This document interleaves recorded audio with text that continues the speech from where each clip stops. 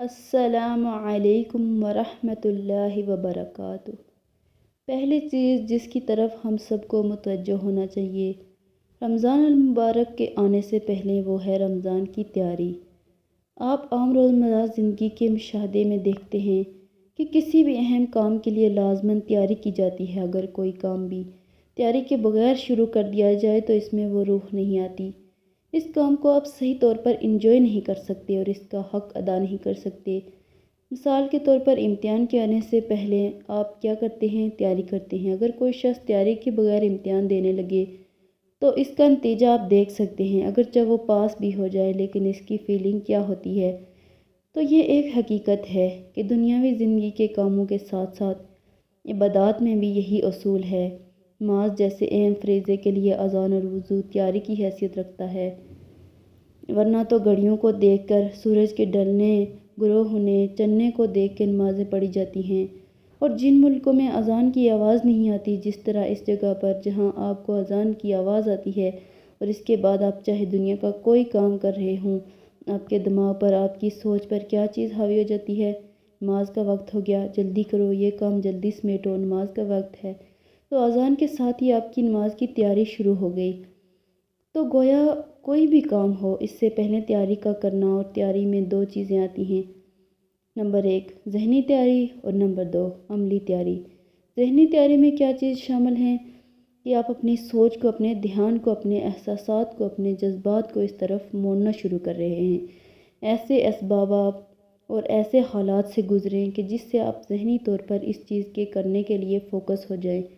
عملی تیاری میں کیا چیز آتی ہے کہ مثلاً آپ کو معلوم ہے رمضان میں آپ کو اتنا راشن چاہیے، جیسے گھریلو خواتین ہیں جو گھر چلاتی ہیں، اتنا راشن چاہیے، یہ چیزیں خریدنا ہے، یا عید کے کپڑے بنانا ہے، یا اور جو بھی آپ سمجھتے ہیں کہ آپ کو اتنے لوگوں کو روزہ افطار کرانا ہے، یا زکوٰۃ دینا ہے، یا صدقہ خیرات کرنا ہے، یا درس قرآن دینا ہے، یا جو بھی کام آپ رمضان میں کرنے والے ہیں، اگر بیٹھ کر رمضان سے پہلے ان کے بارے میں مذاکرہ کر لیں، گفتگو کر لیں، تیاری کر لیں، عملی طور پر آپ بازار جا کر اپنا حساب کتاب کر لیں کہ کتنا خرید و فروخت کرنی ہے، یا منگوا لیں۔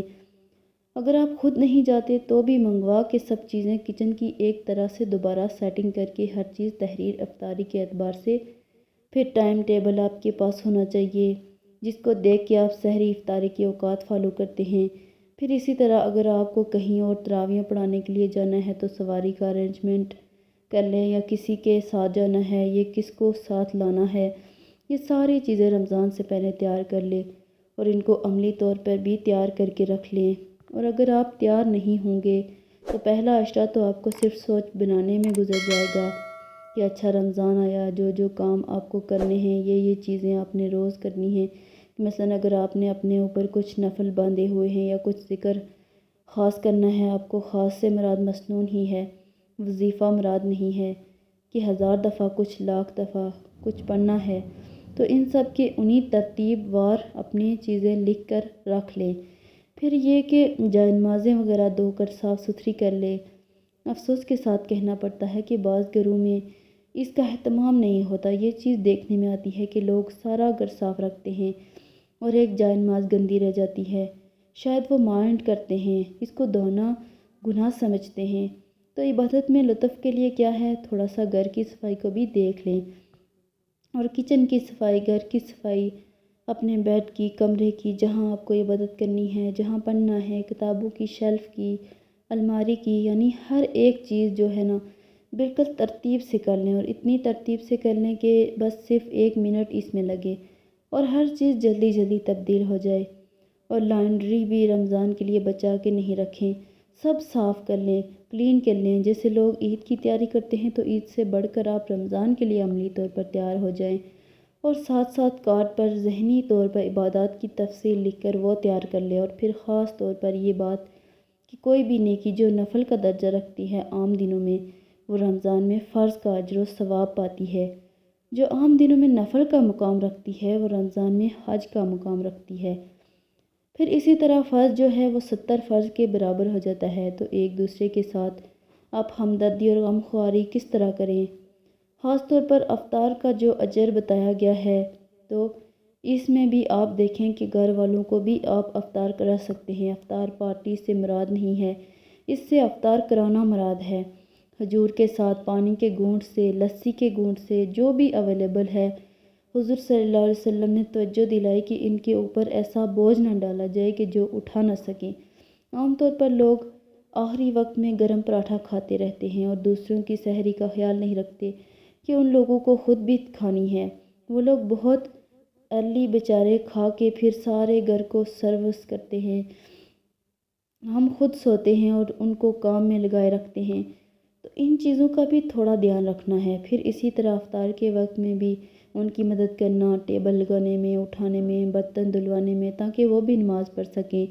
دیکھیں وہ نماز کیسی جو آپ خود پڑھ رہے ہیں، وہ روزے کیسے کہ آپ خود روزے رکھ رہے ہیں اور آپ کے گھر کے سروس جو ہیں ان کو روزے کی پرواہ ہی نہیں، پتہ ہی نہیں۔ اور اگر کئی دفعہ میں نے ایسے لوگوں سے بات چیت کی ہے کہ آپ نے روزہ رکھا، تو کبھی بھی ہم کہاں سے روزہ رکھ سکتے ہیں، ہمارے تو کام ہی بہت ہیں۔ اتنا اس وقت افسوس ہوتا ہے کہ کیا یہ نہیں ہو سکتا کہ رمضان میں کچھ کام کم کر لیے جائیں۔ کئی لوگ تو نئے کام شروع کر لیتے ہیں، گھروں کی سفیدی شروع کر دیتے ہیں، پینٹ کرانے لگتے ہیں، فرنیچر بدلوانے لگتے ہیں۔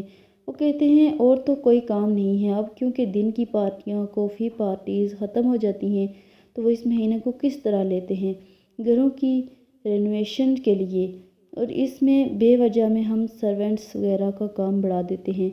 تو اس چیز سے پرہیز کرنے کی ضرورت ہے کہ اس مہینے کو عبادت کا مہینہ سمجھ کے منایا جائے، نہ کہ دنیا داری کرتے ہوئے۔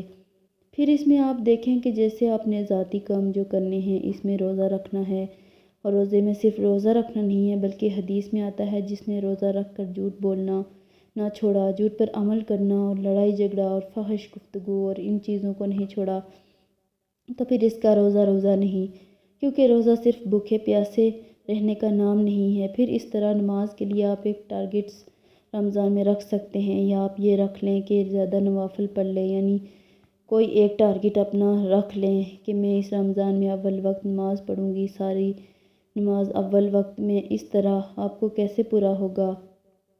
الحمدللہ عام دنوں میں فجر آپ کے لیے اول وقت میں پڑھنا مشکل ہوتی ہے، اٹھتے اٹھتے کچھ دیر ہو جاتی ہے، لیکن رمضان میں تو آپ اٹھے ہوئے ہوتے ہیں۔